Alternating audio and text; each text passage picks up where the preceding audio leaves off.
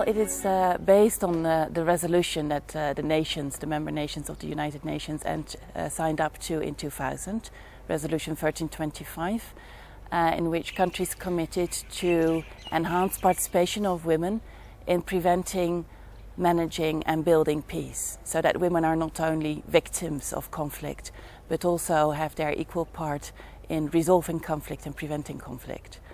That resolution we've been trying to translate that resolution into practical action, first and foremost by increasing our awareness to understand better the context in which we're working.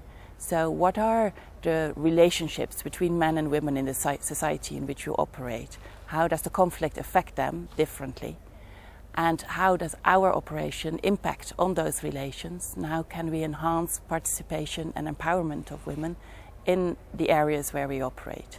The role of the Headquarters Resolute Support Gender Office is to provide training, advice and assistance to the Ministry of Interior and the Ministry of Defence on the integration and the participation of women in the Afghan National Defence Security Forces. So what we're looking at is the integration and the participation of women in both the police and the military, both the ANA and the Air Force. We've had great success in recent times, particularly with recruiting women to the police. Part of that can be explained by the fact that women are able to be employed locally within their communities and provide that safety, security and protection within their own communities. It's been a lot more difficult and a bit more challenging for the ANA, but considering someone like myself joined a peacetime army, we are asking these women to join a National Army and an Air Force within a combat zone and in a combat area. So it is a bit more challenging. That said, we still have a number of women that are being trained at our Officer Academy at the moment who are enjoying their training and who will be able to serve their country in the future. We see this as really important because to us, we truly believe that women in Afghanistan are the key to securing their own future. Well, the initial years, I think worldwide, there was a very slow process of increased awareness. But really from 2007 onwards, NATO, but also many allies, have been developing action plans to really try to translate their commitments into practice.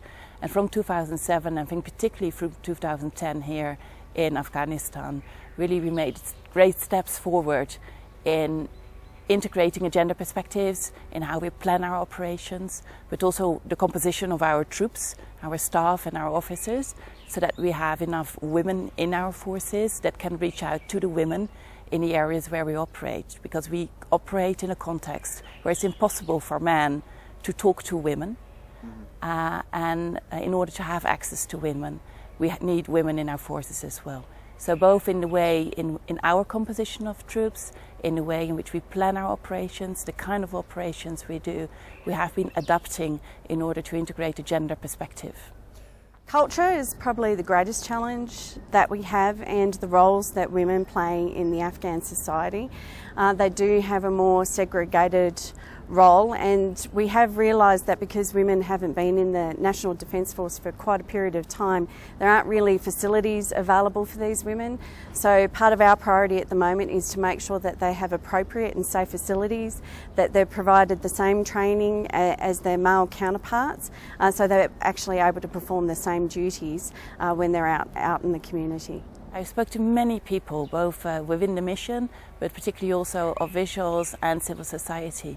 And actually I see a great spark of hope that although the situation is extremely difficult currently, that people do see that over the past 10 years a difference has been made, that there's definitely an increased awareness of the importance of equal rights and opportunities for both men and women.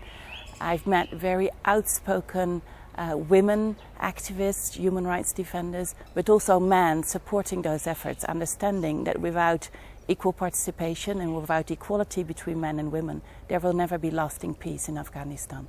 And I think that is really a great achievement. Not to say that it's easy and not to say that there's setbacks, but I think that understanding and that drive in the Afghan people, and particularly in some key men and women leaders here in Afghanistan, that will not change, that will not be turned back.